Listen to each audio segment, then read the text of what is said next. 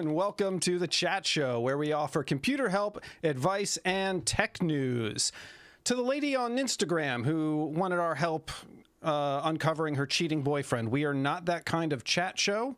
I apologize, but if you ever catch him cheating on Call of Duty, give us a call. So, tonight's hot topics are AMD makes us talk about future-proofing once again. Taking dick pics for science is now totally a thing, and air cooling versus water cooling, the ultimate opinion showdown. And to discuss all these things tonight, we have two guests who I'm extremely excited about. Returning, we have the Mad Max PC builder himself, Bradford Skeldorado. And joining us for the first time, a man who builds PCs that are literally too fancy for me to look at, much less purchase, Nathan of Critical Error Computing. Welcome, gentlemen. Appreciate it. Welcome, everybody. As we get started tonight, let's first talk about our lucky charms. What lucky charms have we brought this evening? Go ahead. Lead. All right. So one thing that I've been doing a lot of is really preparing for anything that may come that you may not be aware of. So one thing that I have is always having a bag in case of emergency, or, you know, it could be a storm, could be anything, but it could also be governmental collapse. Always make sure you've got supplies, anything like that. And since this is a tech show, something I've actually used and really like is a battery jump starter. This will actually start your car a few times. I actually tested it out this weekend with a dead car, but something like this, in case of a snowstorm, you're stranded, or like I said, EMP goes off and then the government starts to take over everything. Make sure that you've got stuff prepared, food, water, first aid. So that's what I got. Nice. All right. I've got these two little dudes that have been with me from the very beginning. They've got a couple little custom-made 3D printed chairs, and they represent my brother and I, who started this company together. I bought them for a build, and I never put them in there because the build sold before they delivered them. And so we just put them up on the desk, and then I made one chair, and then I was like, nah, they need to be even. So I made like another one. They're slightly different. And they just kind of always go around with us. For a while, they were like hanging upside down by their feet. It was pretty good. Nice. So that's my little charms. You should start a whole nother company called like New Republic Furniture and just make little furniture pieces for the Star Wars universe. Oh my God, that's awesome. Yeah, no, we are potentially going to be calling the CEC crowd the Empire, though. CEC Empire. So not too far off. Okay, well, my lucky charm this evening is something I've done a video about in the past. It's called Fortify Shine Armor. It's one of these ceramic touch-up, quick clean things for your car, right? You're supposed to use it without water or anything like that, just to spot clean your vehicle. But I use it to clean my PC. And I don't have definitive proof yet, but I have a belief that the ceramic coating creates a slick enough surface that actually prevents dust buildup over time. Less friction. The dust isn't going to settle. It's going to blow on throughout the exhaust fan. I don't know if any of this is true, but it's the theory behind why I use it. And I'm looking at the top of my GPU now. Cleaned her 2 months ago. Looks squeaky clean. So, yeah. Bradford, I do have a question. If the government does try to take over, wouldn't they use the military to do that? So I have had a lot of people ask me that because I'm not going to lie. First thing I'm doing, if something happens and I'm at work on base, I'm leaving. Like, yeah, I'm not going to rely on that. So Bradford's in the Air Force, by the way. I don't know if we mentioned that before, but I was in the Navy, and that question always came up. Like, you know, if the government were to do something, it's like, well, I've met so many people in the military that are also, you know, have this opinion that, you know, the government might try to take over one day or try to, you know, control the people. I'm like, they'd use the military to do that. More than half the military would be like, nope. But we're not a political show. We are a PC and tech news show. So let's go ahead and get into the tech news right now.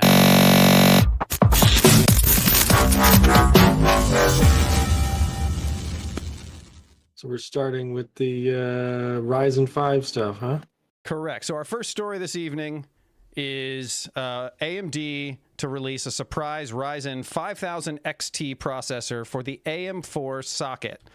This is something I'm sure people like myself who use AM4 and are fearful of the advancements of AM5 and so forth, they're going to be excited about. Last week, Nathan, we did a whole segment on future proofing. And this is not something that we had really discussed. It was the idea that the companies were going to continue to support certain generations long past, you know, the next generation being introduced. So this is, for me, is exciting. I don't know about other people, but I don't know if I'm ever going to, you know, need to go past the Ryzen 9 I have. But the idea that other people can build an AM4, you know, now and know that it's going to be supported a little longer seems like a good thing. What do you guys think? I'll let you go ahead. Sure, yeah. I'm always up for, you know, making a platform last as long as possible, right? I want to make sure that the PCs that I build and that go out into the world are supported, you know, long after the first user and last long after the first user. So this kind of stuff, seeing this, you know, upcycling basically is kind of what this is. Even though motherboards are often the first thing to go, you know, sometimes motherboards do last a really long time and get a little bit more life out of the what you have. Can be really, really nice, you know, especially if you put in like a Ryzen 3 3100 or something and you wanted to upgrade without upgrading your whole rig, but like you have a limited budget, you know, maybe you get a used like 3070 or 4060 or something like that and throw in one of these new processors and you're good to go. So you know, I'm really encouraged to see stuff like this because I also know that these are most likely kind of throwaway chips that they weren't able to sell. And so they're, you know, repurposing those, double checking their core systems, making sure that they're all synced to the same, you know, frequencies and stuff, and then launching them back out there so there's less e-waste. So that's really encouraging to me. Yeah, and the only real data you have to go off of is whenever they did this in 2020 with the 3000 series, they did a 3000 XT run. When they tested them, it was only about 4 to 5% of an increase versus the X series. But it was I think the Ryzen 3700X was $110 cheaper than the new XT version. So it's like, is it viable to go from one model to the same model but the XT version? Probably not. But like you mentioned, if you're going from a Ryzen 3 to a Ryzen 7, that could potentially be a huge jump. But still, I know that they said a possibility for an XD or X3D cache with the XT series. So, I mean, that would be another benefit for gaming performance and longevity. For sure. But also, the 9000 series is coming up next year, and they're talking about the 9000 series being 46% higher than the 7000 series. So it's almost like we talked last year, you're expanding your gap so much that it's like, is it beneficial to go with a 5000 series XT chip, or just invest in going for the long haul and continuing to upgrade? I really see that argument a lot, but you know, I've worked in the trenches of builders for some time now on like people asking me, you know, even though I service the high end, a lot of times what will happen is someone will come to me and they'll be like, hey, how much do you give me for this PC? I'm like, well, I'm a business, so I've got to give you shit money. But like, if you're willing to sell it to me for that, I'm not going to force you to. I'll take it and I'll repurpose it and I'll make money on both of them or whatever. We'll both be happy. So you don't have to deal with selling it, right? Like, I'll give you cash, some amount towards your new build. And so I get some of those sometimes and end up with older computers. And, you know, there is really something to be said about having the ability to run a computer on an older chipset and get the life out of it on really it's about saving money. And like sometimes it gets hard, like when they end these runs and stop production, it gets hard to find chips. And something that might be really useful here is when Micro Center stops selling the 5000 series chips, like they're going to very soon. Maybe something newer like this will stay on the shelves longer and you still get a warranty with it, which can be really beneficial. Yeah, I'm sorry, Micro Center's going to stop selling what? They're probably going to stop selling the 5000 series chips as soon as the 9000 comes out. But if AMD releases this new 5000 XT, it'll be a new launch. So they're going to like put it on the shelf. Like you said previously, it could be a limited launch because they've got stock left over. So let's go ahead and go ahead and market this a little bit so we can get those out of the warehouse, get them sold to the public, and then move on with the next generation. Yeah. So you're saying that this is less supporting the older generation and more just rebranding something to offload it to the customer? Well, yeah. Full cycle manufacturing so that there's less e-waste. They get their money out of their line. They can free up warehousing space, and then what a lot of times will happen is they'll launch these at a high price. And if they don't sell very well, they'll just cut the price like $100. And then you think you're saving. Yeah, and then you think you're saving, but just to vent it, and they just whatever they can do to get rid of it. So if it's not a good deal for you, don't buy it. If it is a good deal for you, buy it. That's kind of always what it comes down to. And like if you bought when there was a better deal that came out a week later, I mean that sucks. But like that what's happened in 2020 with the graphics cards. People bought those at $3,000 or whatever, and then I told everyone that I sold a computer to, if you buy these graphics cards, you're getting a shit deal, but you also have a graphics card, so you got to weigh that. Well, the realism is like it's so much harder to bottleneck a CPU than it is a GPU. So I mean, realistically, these could last, like you're talking about, going until the AM6 or holding out for 8 to 10 years, and staying with AM4 as long as possible. Gotcha. Okay. Yeah, and then you also get, like, by staying on older platforms, you end up getting the most robust like RAM sets and stuff like that too. Like DDR4 is more stable than DDR5 right now. Oh. So, I mean, DDR5 is faster, but you're going to have less crashes because DDR4 is at the full cycle length. That's I don't know if that's a hot take, but that's news to me that DDR4 is more stable. It makes me feel more I talk to people like you, the more confident I get in my own hardware. So can one of you explain to me, in this article, they say many AMD motherboards support BIOS flashback.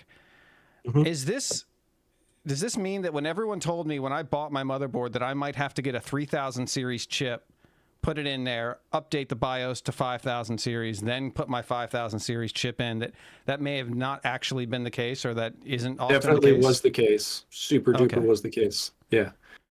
A lot of this is if you accidentally try to brick your motherboard because you lose power or something like that while you're doing a BIOS update, then BIOS flashback, like on Asus, they've had these for a long time. I think ASRock and most of the higher end boards have them. They all have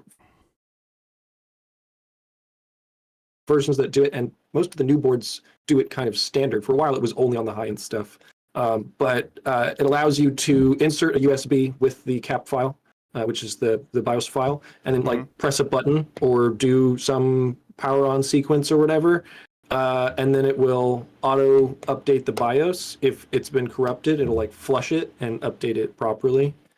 So that's like it's a really nice feature. I've had to use it several times, especially on lower end boards that amazingly had it. And I had a friend that ended up updating his BIOS. I think he got the wrong version, so his computer would not boot properly. So he could not get an output. He couldn't get anything. He was kind of stuck with it, dropped it off. You go through just quick Google search, MSI, this platform, download it onto a USB. Like he said, you hold the button. A lot of the times it'll have an LED that'll flash in a certain pattern. plug the USB in with a certain file type, and then it'll automatically update all your BIOS. And it's very easy compared to honestly going into the BIOS, clicking everything. It's just it's very straightforward to do it that way. One of the things that this article did mention, which is an interesting thing that I have only experienced on AMD, is that there are some boards that allow you to not have the CPU in there at all and still do a BIOS update, which I've never been seen Intel do. But I mean, how many users does that really affect? Some. Okay. It's cool. Speaking of Intel, do we think this does Intel do anything relatively similar to this, where they continue to support a previous gen? They did not. For a long time, they only had 2 generations, but this latest Z790 launch supports 12th, 13th, and 14th gen. So like that's the most that we've seen in like a decade and a half. Yeah, and I'll say they randomly have like 50 series, a 13650 or something like that, to where they'll throw a mid. But I think Intel really does a lot with their K variant, their F variant. Like they throw a lot of different variants in there. But I don't know if I've seen it to where they have had a line come out and like AMD is doing, to where it's like let's just now produce this chip type of situation. Okay. Yeah, well, Intel really likes to make a lot of money. And so if they can get you to buy their stuff more often, then that's just nice. And it's whenever they're on top of the game and they got the best performance, like with the 14th series, 14th gen, like low power, high performance, like they nailed it. Like the 14600K is an awesome chip. Nobody wants an i5 in a high-end gaming computer, but I try to make the argument for people that are trying to save money, because I'm like, the 14600K is a gnarly chip. It's super fast and super efficient, but like, it's Intel, they want you, it's like Nvidia, buy more. We're gonna make the super, we're gonna make the super TI, and what the hell's that? Super TI? Yeah. It makes you regret buying 4080s at that point. Yeah, you got the 4080, you got the 4080 Ti, you got the 4080 Super, and you got the 4080 Super Ti. Why is that? Well, it's madness. NVIDIA takes us to our second story of the night. Someone from NVIDIA went on to the Full Nerd podcast and said that they are actually creating the Avatar Cloud Engine, which is going to basically allow what we talked about last week. Last week, we hypothesized, what if NPCs were actually just being controlled by AI, whether individually or like a single, AI engine is running, this village here and that village there, and you could have a very unique experience with the NPCs in your games. They're doing it. This is. I mean, in 1 week, we've already revolutionized the industry with our show. So first off, pat ourselves on the back, I think.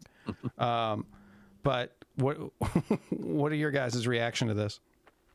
So I think it's a very interesting way to look at it, but I think the AI NPC stuff could be a way to create your own game and your own surroundings, from anywhere from difficulty settings. So let's say instead of just having NPCs that automatically generate their own life, you could potentially go into settings and have, well, I want so-and-so to aid me through this mission, and you could kind of generate that yourself. So if you want a good game that's got a good story and it's a fun game to play, but it's not super difficult, you could almost hire your own AI to assist you. So I mean, it's like the coding and all that, to where they have their own personalities and then they kind of grow off of that based on the story. I think it would be kind of an interesting way to take that. Yeah, I hear that. I think my expectation with the way they're going to do that is somewhat similar. Definitely going to be Hive ecosystem mindsets of like continuous storylines, back end continuous storylines. So like you'll leave and like things will have actually happened that don't have to be scripted in. You'll have like characters that have children, and then like they know that they have children, and everyone else knows that they now have children. and you didn't have to like make that happen, you know. Uh, so you go back to that thing, and like a certain amount of time has passed in the game, and based on that amount of time, calculates, you know, how that village reacts to the system. You know, then you're also going to have AI movement and stuff like that they've been working on, which is super cool, where, you know, you're running with your character and it like stumbles over a rock or whatever, because it's actually calculating its trajectory all of the time instead of doing a preset run system. Wow. You know, you can have, and also like how it swings its sword, like every swing is going to be different and it's going to be weighted, so that when they swing the sword, it changes its trajectory, and like you can't just like hack, hack, hack, hack, hack, hack, and do like combos. You actually consider the movement of the AI. NVIDIA is working on all of that, and all of that's going to make it into these games. So I mean, it's really exciting. I think, and it ends up with a really comprehensive experience, like really in-depth experience. You're gonna have some of these games that'll go for years and years and years and years and years, and like, what's that mean for updates? What's that mean for microtransactions? You know, where does that take the industry? That's where I'm interested in. Okay. Yeah, and I don't know if the last time we were talking about this, did I mention the website AI Dungeon? No, you were talking about a girl that was wearing like a EEG head thing. So this is AI Dungeon is a cool site that a buddy of mine told me about. It's obviously all the text-based generating stuff, but I see that going into games to where you almost start out and you give it like a general premise, or it's like a zombie wasteland, and it automatically generates your story based on the inputs that you can interject into it. So I think if you've got a game, like you're saying, you've got life experiences that these NPCs are running, and you want this person to have a specific path that they take, the story, like you mentioned, could go on forever, because now we are going to attack this area, or this is the conflict that we're dealing with, and you continue to generate the story all based on AI and everything that's built into the game already. You just change the direction of it and the outcome of how that plays out. Yeah, and then there's like simulated feelings about stuff too that these AIs can have, and that's going to be a whole wide experience. If you take their shit, instead of them just being like, oh man, and then like they forget that you stole from them, like they might have a grudge. They might like try and come and kill you. Like, what's that? Like, you know, they might like get a posse together and like hunt you down. Like, it's a totally different kind of world with like calculable and calculated consequences too. When you saw that in Skyrim without even having AI, you do something in a certain community, your whole community field changes by bartering, by selling or buying. Like, everything changes. So now interject AI and human feelings into it, and like you said, yeah, you may be banished from that city for good. That's a reputation system. Yeah. Okay. Yeah. Have you guys heard of Gray Zone Warfare? I know you out this year about it. Yeah. It's supposed to be like a mix between like this open world sort of what do they call that, extraction, like Tarkov, but also it'll have these indigenous people and rebel groups and stuff like that, and your reputation will, you could probably befriend one group, but then be on the bad side of another, and injecting what you guys are talking about, like all those environments. You're right, it could be far more dynamic. There's a playable demo called Covert Protocol, showcases these completely driven AI characters, and while you need to apply to get the early access for this ACE engine, the company plans to release the source code for the demo in the near future. So there's another way that I think this could end up going, which we haven't talked about yet, which is with kind of dynamic storylines. Now that cutscenes are so beautifully done in game and don't require pre-rendering anymore, for like a lot of these new games, you could end up with having completely unique dialogue for every playthrough.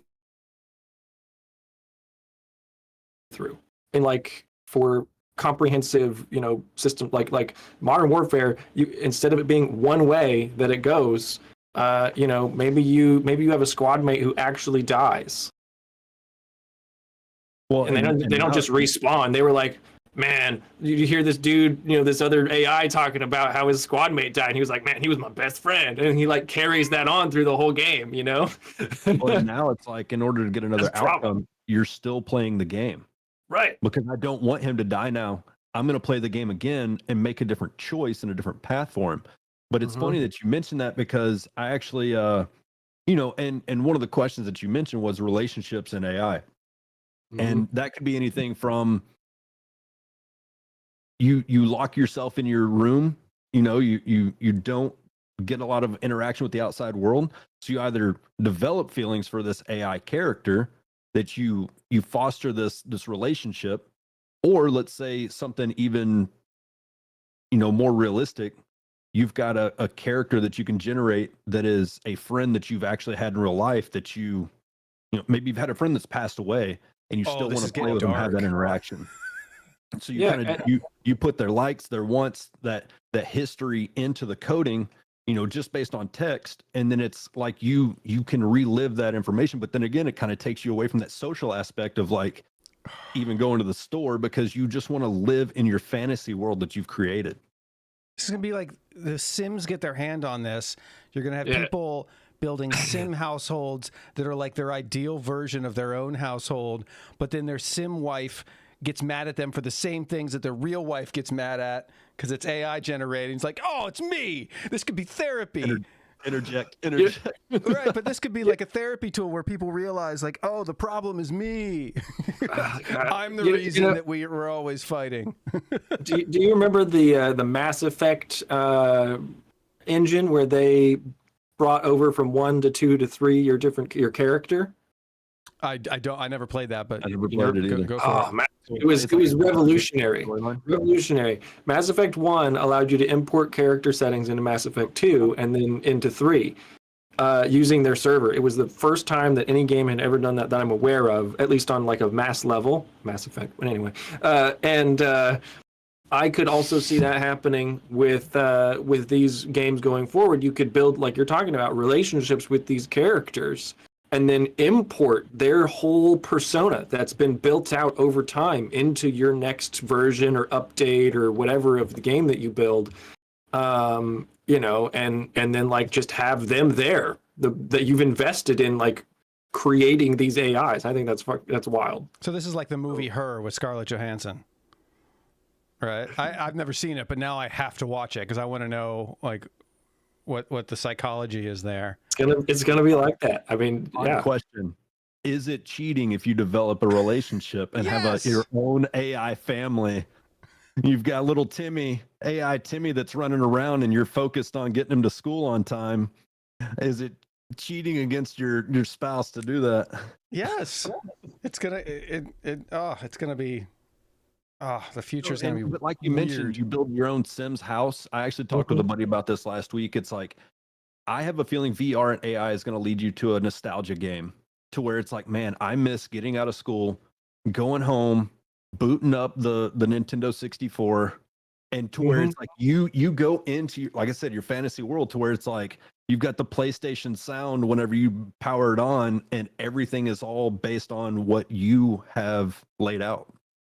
Where actually I think that this is actually, and if we're going to talk long term, where you're bringing like VR and AR and stuff, I think we are headed towards more AR, because there is this whole epidemic of like loneliness and isolation and stuff like that is actually being very well broadcast and brought to attention in the media and in the world.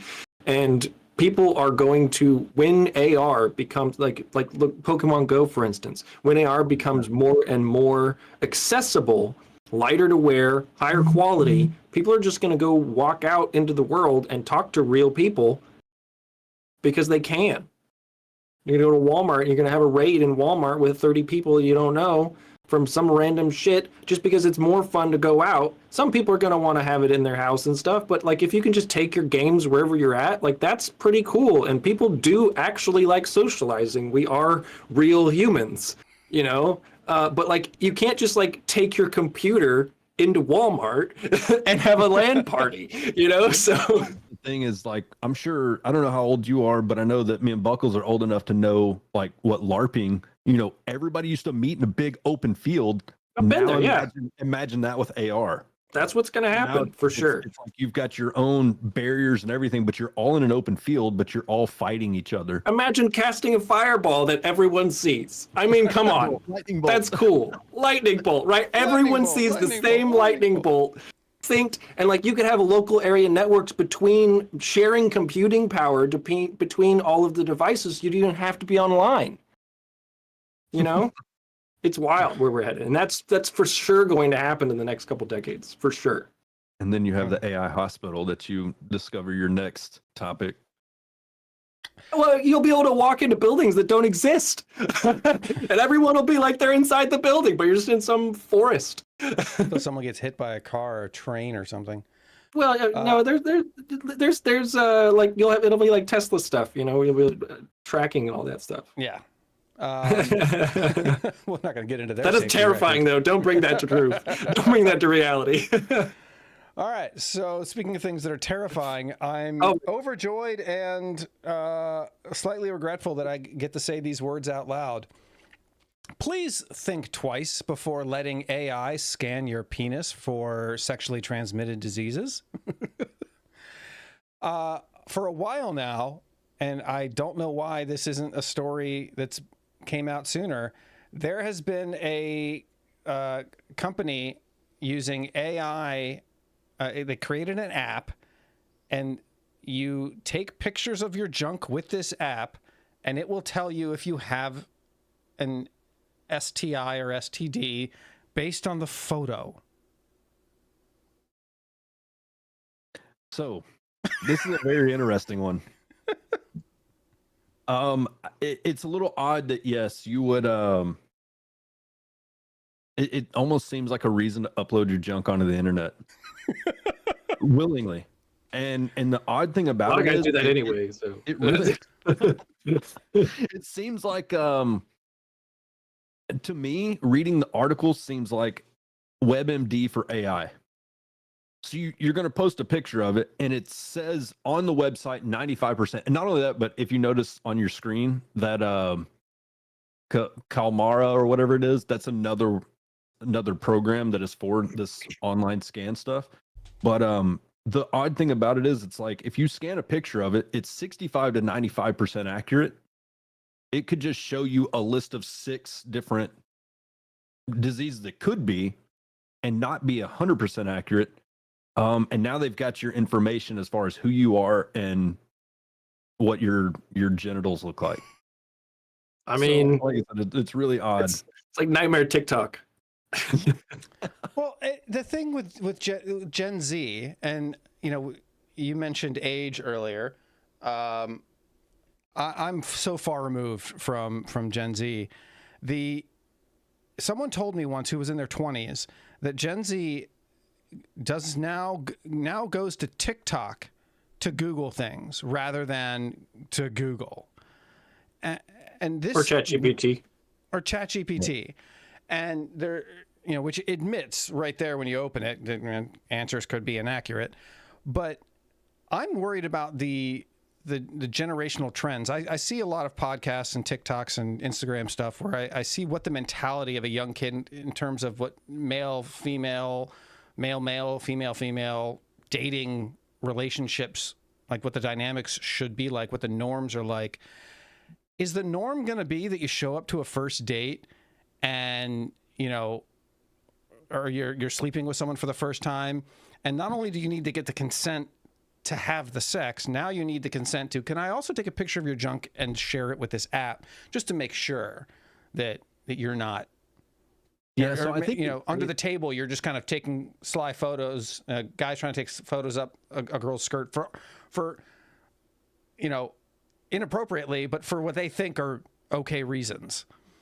Yeah, so I think it mentioned, and it's odd that it would mention cancer unless there's some kind of like bruising or anything like that, but it states that it almost has to show some kind of actual reason to send. If you just send a picture of your junk, it's not going to be able to scan anything.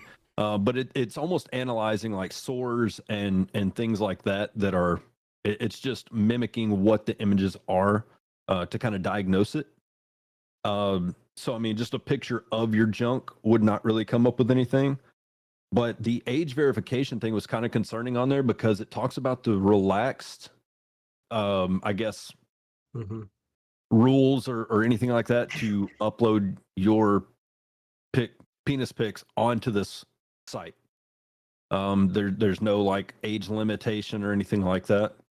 But not only that, it's like, just don't be lazy. Either protect yourself or go see a doctor, because that's a medical professional and that's what they're known for. Don't upload your dick pics to this, please. I think honestly, if I want to look at this from like, meta sky view, right? There is undoubtedly going to be a AI based like tech suite where you get a little meter and you can prick yourself with it, and it does your blood sampling and stuff like that, and you have AI doctors, and those will exist for sure, and they'll be fairly accurate in the future. I don't know if you know this, but ChatGPT is super inaccurate and like actually worse than it was when it started for like regular users, but that's because the API is where all of the where it's super good. So they want less people using the cheap version, free version. They want more people spending money on like the developers that are putting their time and energy into these APIs. So it's worse for the end user now. And then like it's the apps that you're getting the good data for. And when it comes to something like this, or like lawyers, we're in the very beginning stages of all of this, right? Like this is baby AI. We're like, these AIs are like teenagers at best, not fully developed brains, no life experience, but like they know enough to be really annoying. Because I don't know about you, but when I was 18, I was an asshole, like pretty much everyone else. You're just full of yourself and you think you can, like, how much is there really that I could learn? It's like, well, everyone says, there's a ton. Well, there is. So, you get deeper into this, and like, where we are going to be in 10 years, there's definitely going to be a market for, it's going to be, instead of just a picture, it's going to be a 3D fucking body scan of your whole self. And then you prick yourself and you put your blood in, and it does all your platelet counts and does everything on a little device you buy for $300. And it tells you if it's concerning enough to go see a specialist or not. And like, well, and even insurance is going to change because of that as well. Same with lawyers. Oh, well, yeah, true. But even if it's not doing it at home, hopefully it would be something to where, because obviously like everything else, it gets really expensive when it's new, and then 2 or 3 years later, it is at home. But hopefully it's something at least to where you go to a doctor, they take your blood, and within 5 to 10 minutes, you've got results, instead of, we'll let you know in 3 months what's wrong with you. Yeah, now you're professional Theranos level, yeah, for sure. Stuff. And I think the reality behind fluid sciences and what the medical field requires to get those results, you can have all the great AI in the world, but if the physical lab equipment cannot be shrunk down or expedited and made quicker, doesn't matter what code you have, the hardware needs to match that.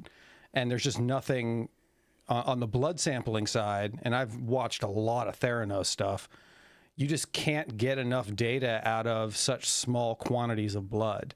There just isn't and that's never going to change. So I think there's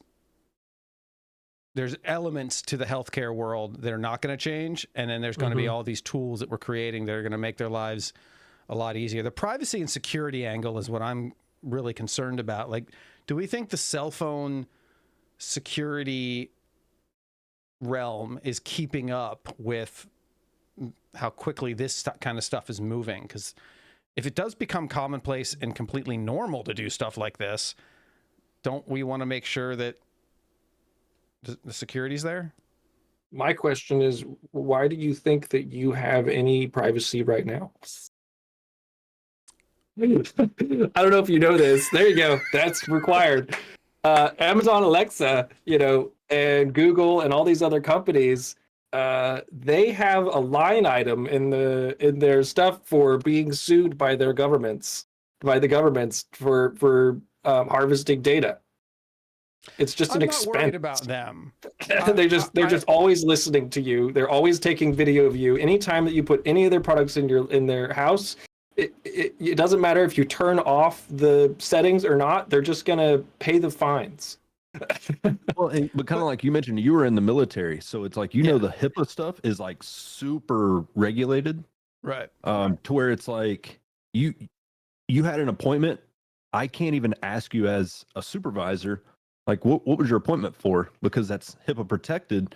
But then again, like I said last week, I don't think I'm important enough for them to track my information. But kind of like he's saying, if it is an insurance type thing, you're trying to get health insurance, and now all of a sudden you've been red flagged from every single insurance company because you have some, historical thing that may not be affecting you now, but it's tracking that in 10 years you will have it. Yeah. That reminds me, I got to tell you something when the show's over. I keep forgetting to tell you that. I think last week I wanted to talk to you about that. I got you. Remind me when we're done here. So, all right. Well, I mean, everything we're talking about tonight just leads me to believe that we are going to have some of the craziest things we've seen, from surrogates to equilibrium to idiocracy, everything. Mm-hmm. Some of the Ready Player One. Yeah. Everything we've seen in the movies that people thought was fantasy, I really just feels like a hold my beer challenge for the science world, where they're like, you think that? No, we'll make that real. Yeah, no, I mean, but it is though. Yeah. Yeah. I mean, you look at like Star Trek that came out, 70 years ago. Mm-hmm.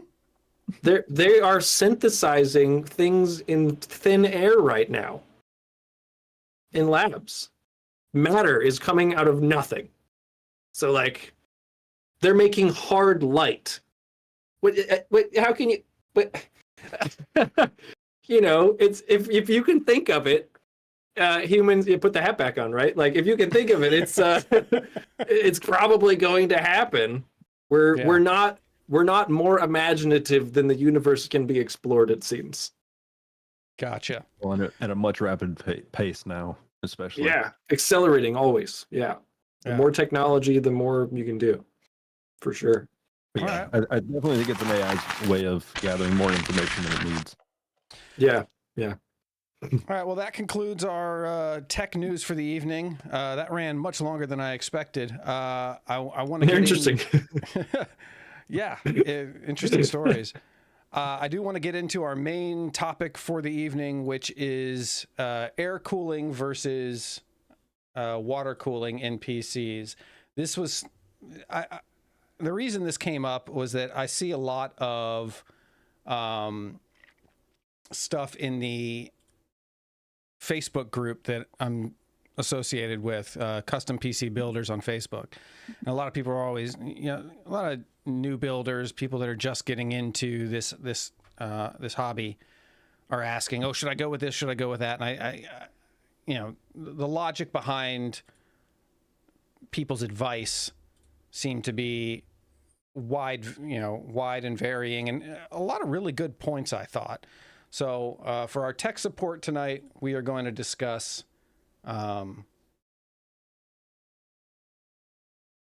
opinion poll that I put onto Facebook. Just get this ready for you.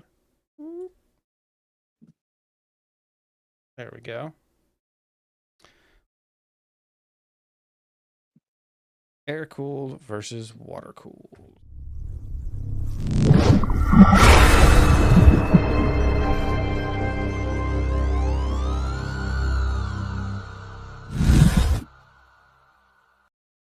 So, to start it off, gentlemen, do you two have, just without any elaboration, do you have a preference? I do. Do you have a preference? What is your preference if you have one?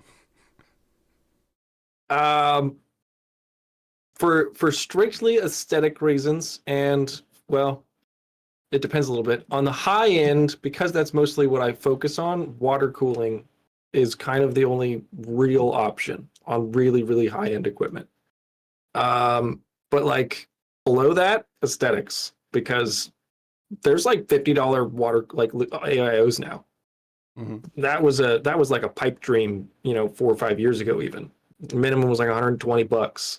So, but like, a $50 AIO is going to be pretty much like a $50 to $70 air cooler now. So, longevity wise, air coolers are typically going to go longer because they don't have a pump. But like, it's definitely not as cool. Bradford? Well, and I'm kind of the same way. So air is going to be cheaper, simpler, and very reliable, but you are going to be limited. So yeah, your Ryzen 5, your i5, certain things, and I don't know how the 14 series or the 14,000 series i5s are as far as heat goes, but you're going to be limited once you go into a Ryzen 7 or a Ryzen 9. And like you mentioned, AIOs are they are very easy to install. Some of them come with RGB and have a lot of wires and stuff like that, but it's really not a difficult thing to install. You got a higher capacity for your CPUs, a very wide range of applications, but really the only thing you have to worry about is pump failure. Now, the only other discussion on this is custom loop, and I had a buddy last week, and Critical, you may know why custom loop water kits lose water, and they have to be serviced almost every 2 to 3 months, just based on and the only thing that I was reading, because he was like struggling to understand why there's no leaks or anything, but it's like evaporation in the water loop. So that is typically not what's actually happened. Okay. A lot of the loops are completely sealed, and there's no evaporation in the loop. What you end up having is typically you'll have air-filled radiators that aren't pressure bled. Okay. And the way that these water loops happen or like work is that with an AIO, the manufacturer bleeds the loop, and there is one very specific amount of air that's in each one, and it's very regulated. When you build your own system, there is like a reservoir, there's 2 radiators that were empty, there's both your blocks, there's all sorts of stuff like that, and you may not realize it, but if you don't bleed your loop properly, you don't run it and get it hot while you're bleeding the air out, then you'll end up with a ridiculous amount of air in there. I mean, I'm talking about a ton. So you may lose this much water in your little reservoir, and you're like, where's that go? Well, over time, what happens is the thermal expansion in your loop presses the air out of those little pockets, and you'll just get a little tiny little bubble here and there. But there was like, let's say a square inch of air in there. Well, that's a lot of like water in your space. And you could have that in 2 different radiators, or sometimes you have 3 radiators in a reservoir and maybe a distro block. So there's all these different places for that to be. And it really does change that. Custom loops are oftentimes very poorly built, unfortunately. They've got lots of, everyone's like, oh, I could probably do it, and like, look, it looks good, then it must be good. No. Even if it looks good, it may not be good. There's a lot to know. It's plumbing. I'm a plumber, I'm an electrician, I'm a carpenter, like all of these, like, I gotta know a lot of random crap. I do like case modding and 3D modeling. There's a ridiculous amount of skills that I've had to learn in order to do this that I never thought would be on my list of things that I had to know to build really cool computers. But yeah, it's often like people ask that same question and they think, why is it evaporating or whatever? This is very common misunderstanding, and it really just comes down to like looking at it and not having another explanation. But unless there is like a visible spot somewhere in your loop where if it is coming out somewhere, it will drip down one little droplet, and it will cause a little water spot somewhere, like underneath a fitting or something like that, and you can lose water that way. But like, if you don't have that, it's probably not happening. So what? Yeah, and I've had oh, go ahead. I think we can we can all agree that there isn't a definitive one is better than the other universally.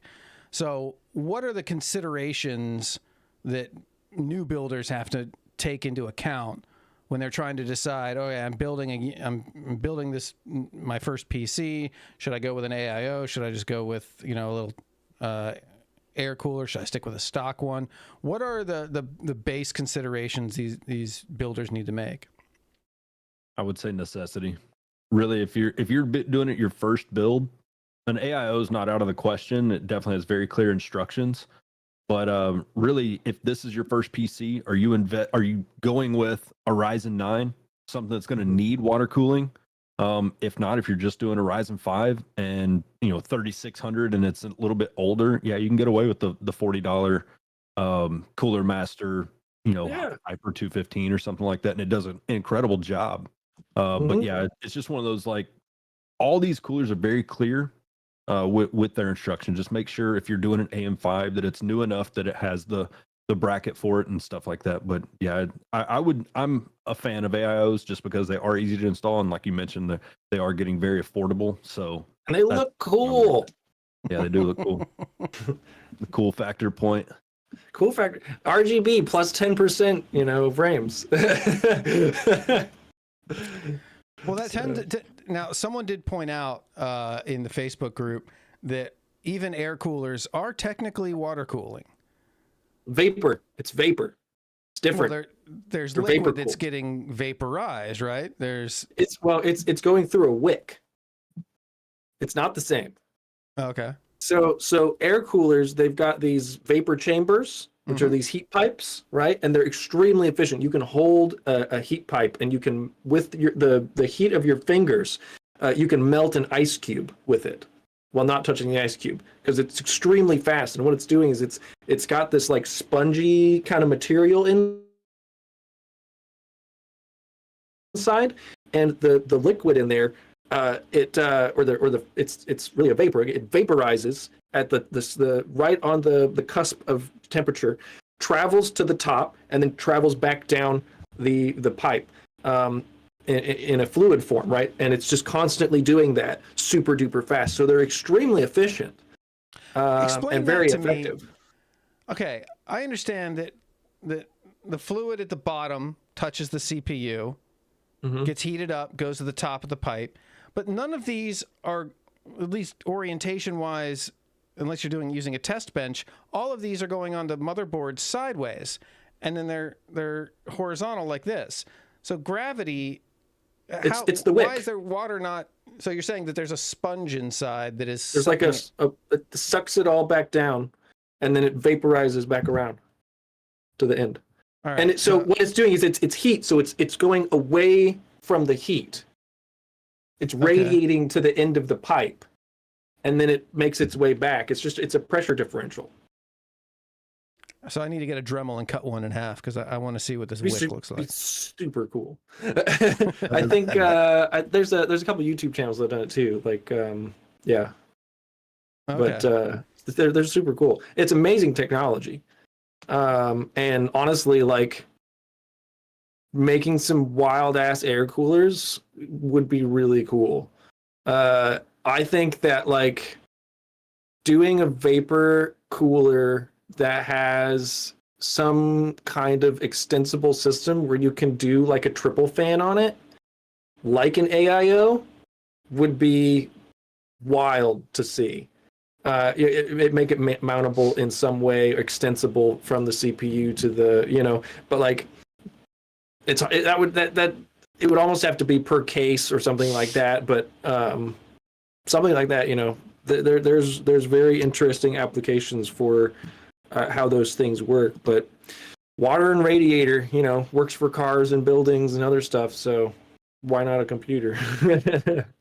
Someone brought that up about cars, and I said, well, I have a Harley, and that's air-cooled, and it works just fine. And that's legitimately air-cooled. There's no vapor cooling going on there. That's just a motor sitting out there in the wind. I've got this 360 millimeter by 360 millimeter rad, that MORA, and I'm putting it in a couple of these different builds that I'm doing. That's basically like a Toyota Corolla car cooler. 9 fans on it. Speaking of rads, I wanted to get your guys' opinion. When you put in an AIO, and they're super simple to install, and whether you're putting it on the front or you're putting it on the top, is it better to have the fans blowing air from in the case out through the radiator, or sucking air in over the radiator into the case? I've got a very technical answer for this, but I want to see what you have to say. Me personally, I would say you're wanting to draw as much cool air through the radiator versus the hot air that's inside of the case. But then again, it's almost like if you're pulling the hot air off the radiator, blowing it into the case, you're not doing anything but just recycling that air. So regardless of your GPU, a lot of times they're set up to where they're exhausting fan out of the case anyways, versus just blowing up. But it's kind of a technical, like I said, a preferential thing. And you, like I said, you've got more information than I do. But I typically pull in clean air across the radiator and through the case, because you've got more fans to go ahead and extract that hot air, versus pulling the hot air and being your extraction point across your radiator to go back through your CPU. So I would personally pull through the radiator into the case just to go ahead and exhaust it out with the rest of your fans. So there's a few different things about this configuration. One is you need to make sure that your fans are on the side of the radiator where they're pushing into the radiator, so you have static pressure. Some people will put the fans on the other side because they want to be able to clean them easily, and that kind of reduces your static pressure to not static pressure, right? Because the pressure comes from the pressing of the air into the radiator. So you want to have a seal from your fan onto your radiator, trapping that air so that it's shoved out the other side and there's nowhere for it to go. If the air is lazily coming through and then blowing out the fan, there's not as much of a pressure system. It's a negative pressure system there, and it's going to do less of a good job cooling. So that's like your first consideration. So either way, you want to have at least some of my computers, I do quad or dual fan setups on both sides, mostly for aesthetics because it only improves performance by like 5% or whatever. It looks super cool though. But the main important thing is you've got the fans in front of it if it's on the front of the case, or you've got them underneath it if it's on the top of the case, so it's exhausting out. Another consideration is how powerful and how hot is your GPU, right? And how many fans do you have in your case? If you can move a lot of air through your case, it doesn't really matter how hot your GPU is. Either configuration is going to be fine, and you're just going to be blowing air out and up, and it's going to be fine. Something like the new Lee O11 Vision, though, it has a glass top panel and a glass front panel. So you have intake on the back, not the front part. You have intake on the back and you have intake on the bottom, right? Or you have exhaust in the back and intake on the bottom. The way I've been setting it up is the very back of the case where the IO is, there's one fan, and I pull air in from there, and I pull in air from the bottom. That means we have 4 fans pulling air in from the coolest part of where you are, and it all exhausts through the radiator. And that's because we have a positive pressure system that way. It makes sure that the air is trying to escape from the case, so you're not sucking like dust in through the corners of it and stuff. And then it ends up providing more static pressure against your radiator on the back. But like we're getting more and more cases that are designed that way, so it's really important that you have it set up like that. But then there's also really good airflow cases, and if you've got a super high-end GPU and a super high-end CPU, it can make a little bit of a difference if you have the GPU kind of not getting enough air. Again, on the 40 series, it doesn't matter as much because they overbuilt the coolers. The cooler on like the 4090 is a 600 watt cooler, and the 4090s are like 450 watts. So they can just kind of go. I haven't had a 4090 get over like 80 degrees or 85 degrees Celsius under full load, which is unheard of for top of the line. This question up is that I was in a conversation with somebody and was advising them, like, my personal opinion, I'm with Bradford. I'd rather suck cool air over the radiator, but I've never heard what you're talking about this positive pressure thing. You should be pushing the air through. That makes total sense.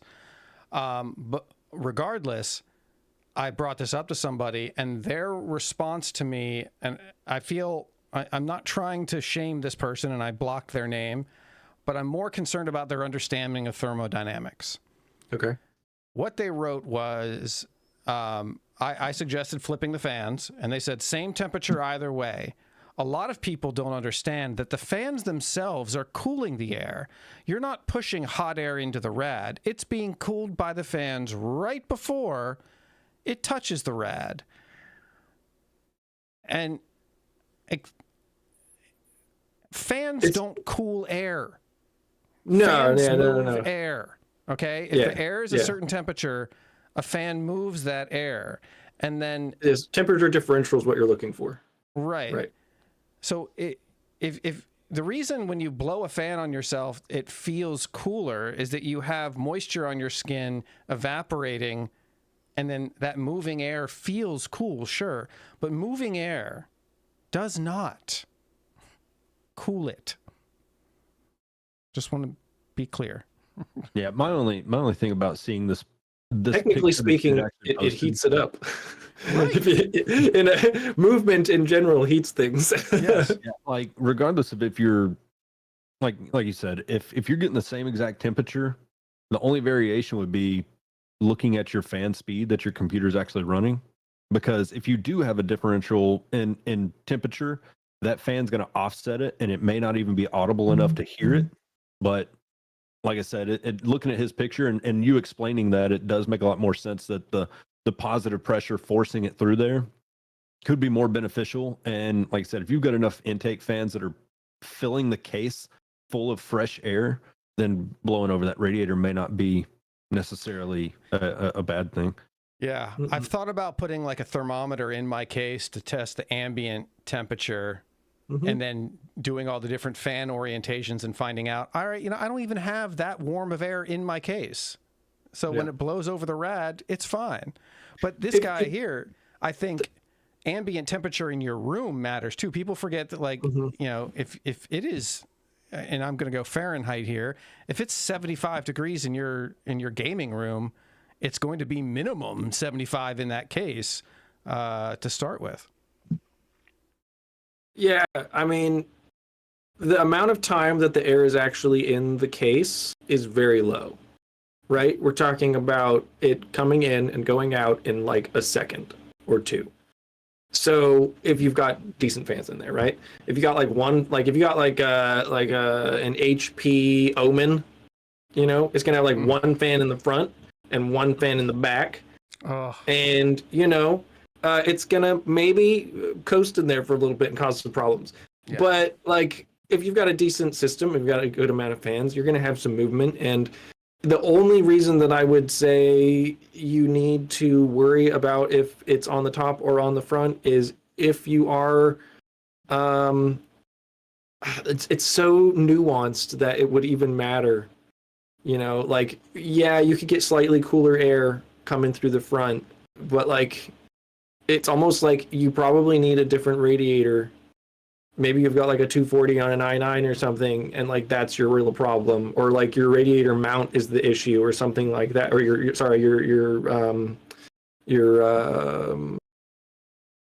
hot plate mount, to the CPU is not on. I mean, that's most of the issues right there. So most people, when they get bad temps and they have the right setup, is just because it's slightly off, or they left the plastic film on the on the mount. You bring up a good point earlier too about that Leanne Lee case. I'm legitimately concerned about the trend of how much glass. Like, I worry that Leanne Lee is going to just start selling aquariums as computer cases. Like it's If getting people buy it. Yeah. Honestly, though, I sell top ends. I've got right now up for sale a 14900K 4090 rig in that Lian Li OLED Envision, and the engineering that they did on that is spectacular. So props to them. Like, I am not a super huge fan of now that we're talking about fans of the trend of more boxy boxes, but whatever, I guess. as long as it's not poorly made, the engineering on that thing is really beautiful, and it does a great job of even cooling that stuff. Like, I don't have any issues with thermals for either of those components, and that's top of the line. So, what are you a fan of when you say not boxy box? You're a fan of like the kind of atypical, bizarre, unique looking ones that look like robot heads and things? Just one that's not a box. Any kind of shape be cool. So NZXT is out of the question. I sell NZXT and I sell these other ones. Those people really like boxes for some reason. But me personally, if I'm going to build myself a computer, it's probably going to be less of a box. I do like that rectangular one. I don't know who made it, but they make a sideways configuration where it's on an angle. It's like a hexagon shape, so you can lay it on its side and kind of have it tilted towards you. And I've always envisioned like a Star Trek computer, like when Geordi is like in engineering, or he's in a Jeffries tube and he's working on something and a door automatically opens and something pops out. Like, that's what I want my computer case to be, is where I pop the lid and like the motherboard moves towards me a little bit so I can work on it, and then it just retracts back inside and the lid closes. That's going to be my dream case. I love like open air cases and wild designs. A lot of the times they're kind of expensive.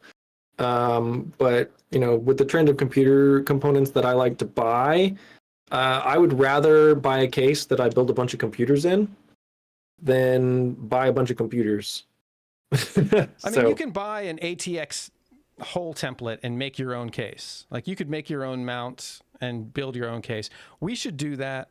We should do a build off between the two of you, where you have to build your own case, raw materials. Like, the only thing you can do is like print off an ATX template to be able to drill the holes properly, and after that, it is the case itself needs to be completely DIY'd. I mean, I would say you can make it easier. I've got a couple old cases that I would be willing to sacrifice and just cut the back panel off, and then just start with. I guess that works too. Yeah. Yeah, start with that, and then. But you got to remember, I've got metal cutting equipment at the house. So I can just CNC everything that I need. There you go. But then again, you got 3D printing abilities, so it's like steel versus plastic. I've got access to a wood shop and CNC and everything too. I just don't have it at this particular location. Battle of the Build series. Yeah, I'm just gonna ship you each a box of stuff. Like, you have to make a case out of what's in here. Oh, now that's an interesting one. Yeah. That could be pretty funny. I'm thinking of that show with the knives, the Forged in Fire show. Oh, yeah. You've seen that, where they have a room full of random metal scraps and they got to make a knife out of it. That's more like Junkyard Wars. Yeah, Junkyard Scrapyard Wars from LTT, right? Yeah. Right. A mixture must include a rubber ducky functional in your water loop. You prime your AIO with your rubber duck. I came prepared, sir. I came prepared. Oh, nice. This is Lewis, my little rubber ducky. Nice. I've got a little rubber duck on my computer too. That's fine. So, circling back to our main theme, air cooled versus water cooled. From everything we've talked about, it sounds like there isn't a clear, definitive better or best. There is a use case and what works for you, and what's the maintenance thing. That's a big deal too. You were talking about custom loops and everything that goes into that. That feels like a pain. Like, yeah, custom loops are not for anyone who wants to have a PC they don't have to work on. Ever. It's just not. Deepcool, and I think a couple other AIOs actually, comparing this whole maintenance thing, are starting to put servicing ports on the side of their radiator. AlphaCool has them as well. Yep. So it's almost like over time, and you're talking probably 5 years that you're going to have to run this thing before you start hearing a little bit of sloshing. But yeah, from everything I've heard, custom loops can start to get dirty, get bacteria and algae type stuff in there, so you have to put additives in it. But yeah, that's what I've always heard. I've got a buddy that builds some incredible computers, and he's like, if you want to play your computer and boot it up, play it, enjoy it, don't go custom loop. Not a chance. Yeah. You know, or you need to have enough money to where you can have it serviced and have someone else do it and not care. And drop it off the Dippy Lube. You know, I've built several computers at over $10,000 with custom loops, and like, you know, those guys don't care because they're just going to be like, "Hey, can you fix it?" Yeah, I'll fix it. Sure. So, all right, yeah, tinkerers for sure. All right, well, that concludes our tech support feature for the evening. Gentlemen, before we go, let everybody know, what are you know, where can they find you, and what are you working on in the near future here? Go for it. Well, so I mentioned the LTT screwdriver video last week, and life has caught up with me. So been very, very busy. I am still working on that one, but I've got a lot of new equipment as far as video and recording and stuff like that. So like I said, look for the improvement on the channel. But Bradford Skeldorado on YouTube, check me out, and let me know if you got any questions or need any help with anything. Super cool. Yeah, I'm you know, with Critical Error Computing, it's pretty much the same handle everywhere. I'm more of a system integrator, so I'm working on, you know, building a little bit of volume, but I also do these super high-end, ridiculous builds, kind of like art PCs, kind of what we call them, masterpieces, whatever. And I'm actually working on a couple wooden builds that'll be hopefully done here pretty soon. With custom cut and designed, you know, 3D modeled, designed stuff. So if I can get those done here in the next month or two, that would be super great. This stuff sometimes takes way longer than I would like it to, like way, way longer. You know, you look at like Jay's 2 cents and LTT try and do these high-end custom stuff, and they're like, yeah, it took 2 years. Yeah, they're not wrong. Sometimes when you go super ultra custom, you just run into stuff, and it's just a pain. But you learn it and you do better. So I've got these 2 crazy builds that I'm doing, and I'm really hoping to get them done soon. But look out for those; they'll be all over the place. Outstanding. All right. As always, my guests' contact info and links are down in the description below. And thanks for tuning in. We'll see you next time.